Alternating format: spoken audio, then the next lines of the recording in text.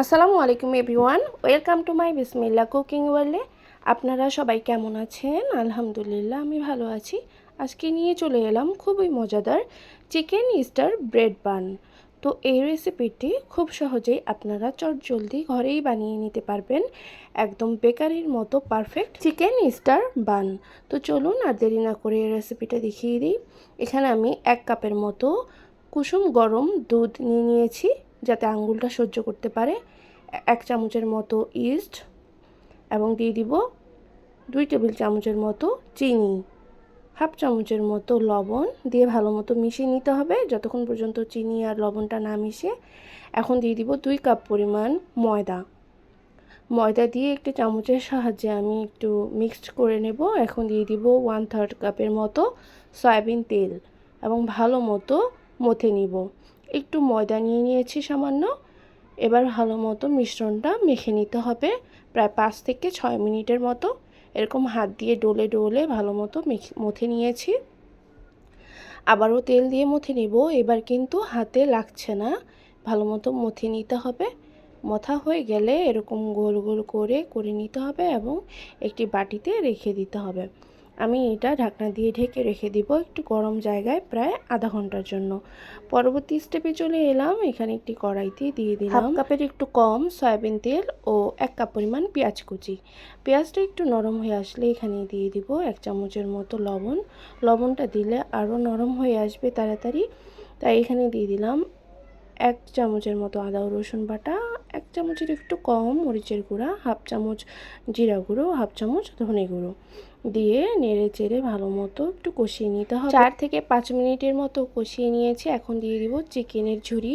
এটা আমি সেদ্ধ করে নিয়েছি। 1/2 চামচের মতো গোলমরিচের গুঁড়ো, 1/2 চামচ আদা ও রসুন বাটা ও একটু লবণ দিয়ে সেদ্ধ করে নিয়েছি এবং এটি কাঁটা চামচের সাহায্যে ঝিরি করে কেটে নিয়েছি। তো বাস ভালো মতো এটা মেখে নিতে হবে, একটু ভেজে নিতে হবে। এখন দিয়ে দিব 1 চামচের মতো ময়দা, 1/2 কাপের একটু কম দুধ দিয়ে ভালো মতো মিক্সড করে নিতে হবে। এটা 3-4 মিনিটেই শুকিয়ে যাবে। এখন দিয়ে দিব 1 টেবিল চামচের মতো সয়া সস দিয়ে ভালো মতো নেড়েচেড়ে নিতে হবে। 1 চামচের মতো গোলমরিচের গুঁড়ো ও দিয়ে দিব টমেটো কেচাপ প্রায় 1.5 টেবিল চামচের মতো, 2 টেবিল চামচের মতো মেয়োনিজ। এটা হোমমেড মেয়োনিজ, আপনারা চাইলে আমার ভিডিওতে দেখে নিতে পারেন, অলরেডি দেওয়া আছে। তো এটা আমি মিক্সড করে নেব। এরকম ক্রিমি ভাব হয়ে আসলে বুঝতে হবে এটা হয়ে গেছে। এবং লবণটা আমি আগে দিয়েছি, আবারও চেক করে নেব যে আরেকটু লাগবে, তাই আরেকটু দিয়ে দিলাম। এখন চলে আসবো এই যে ডোটাতে। ডোটা আমার ফুলে গেছে এবং এটা আমি একটু বাতাস বের করে নিচ্ছি। তো একটু মথে নিচ্ছি, প্রায় 3 থেকে 4 মিনিটের মতো মথে নিয়েছি। এখন দুইটা ভাগ করে নেব, একটি ছোট একটু বড়, একটা বড়।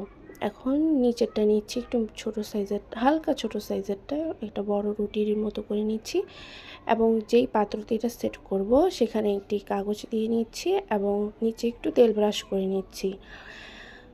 তো প্লেটের সাইজ অনুযায়ী এটা করে নিতে হবে। ছোট হলেও সমস্যা নেই, হাত দিয়ে চেপে বড় করা যাবে। এবং চিকেনের যে পুরটা করে রেখেছিলাম সেটা এখানে সেট করে নেব। আমি সম্পূর্ণটাই দিয়ে দিয়েছি এবং একটু ফাঁকা রেখেছি যাতে ওইটা দিতে পারি। দেন উপরের অংশটা নিয়ে নেব, এটা একটু বড় করে বেলে নিতে হবে। তো ওটার উপরে সুন্দর মতো সেট করে নেব। এটা আপনারা দেখলেই বুঝতে পারবেন। তো এই যে সিল করে নিচ্ছি, চারপাশে হাত দিয়ে চেপে ভালো মতো সিল করে নিতে হবে, তা না হলে খুলে যেতে পারে। তো 10 মিনিটের মতো আমি রেস্টে রেখে দিয়েছিলাম। 10 মিনিট পর ফিরে এলাম। এখানে আঙ্গুলের সাহায্যে একটু ছোট ডিজাইন করে নিচ্ছি এবং একটি চাকুর সাহায্যে উল্টো পাশ দিয়ে আমি সুন্দর মতো ডিজাইন করে নিচ্ছি। আপনারা আপনাদের যে কোনো স্টাইলে এটা ডিজাইন করে নিতে পারবেন। তো আমি এরকম চাকুর সাহায্যে স্টাইলটা করে নিচ্ছি, খুবই সহজ, দেখলেই বুঝতে পারবেন। এখানে একটি ডিমের কুসুম নিয়ে নিয়েছি, চাইলে এখানে সামান্য দুধও দেওয়া যায় সুন্দর একটা কালারের জন্য। কুসুমের কালার আসবে, বাট দুধটা দিলে আর একটু বেশি ভালো কালার আসবে। এখন উপর থেকে ছড়িয়ে দেব সাদা তিল। এখন চুলায় সেট করে নেব, একটি স্ট্যান্ড দিয়ে দিয়েছি, নিচে লেখা সাদা কাগজ দিয়েছি এবং স্ট্যান্ড দিয়ে বসিয়ে দিব। চুলার আঁচটা মিডিয়াম টু লোতে রেখে রান্নাটা করতে হবে। তো এটা দস্তার সরা নিয়ে নিয়েছে এবং দস্তার কড়াইতে করতে হবে অবশ্যই। তো এই যে 30-35 মিনিট পর ফিরে এলাম। আমার স্টার ব্রেড বাটার বানটা একদম পুরোপুরি রেডি হয়ে গেছে এবং ঠান্ডা করে নিয়েছি আমি। তো চাকু দিয়ে কেটে নেব। খুবই নরম এবং খুব সফট হয়েছে, দেখেই বুঝতে পারছেন কত সুন্দর কাটা হচ্ছে। নিচে যে কাগজটা ছিল ওইটা অবশ্যই তুলে ফেলতে হবে। তো এই যে অনেক সুন্দর, লোভনীয়, খুবই মজাদার হয়েছে এবং খুবই সফট, খেতেও দারুণ ছিল। তো আমার রেসিপি যদি আপনাদের ভালো লেগে থাকে অবশ্যই লাইক, কমেন্ট, শেয়ার ও সাবস্ক্রাইব করতে ভুলবেন না এবং নিত্য নতুন রেসিপি পেতে আমার চ্যানেলটিকে অবশ্যই সাপোর্ট করবেন। তো আমি আর একটু কেটে দেখাচ্ছি যে পেছনটা কেমন হয়েছে। নিচেরটা অনেক সুন্দরভাবে হয়েছে। এই স্টার ব্রেড বানটা বেকারের কোনো অংশ থেকেও কম নয়। তো আজ এখানে বিদায় নিচ্ছি, দেখা হবে অন্য কোনো ভিডিওতে। সে পর্যন্ত ভালো থাকবেন, সুস্থ থাকবেন, আল্লাহ হাফেজ।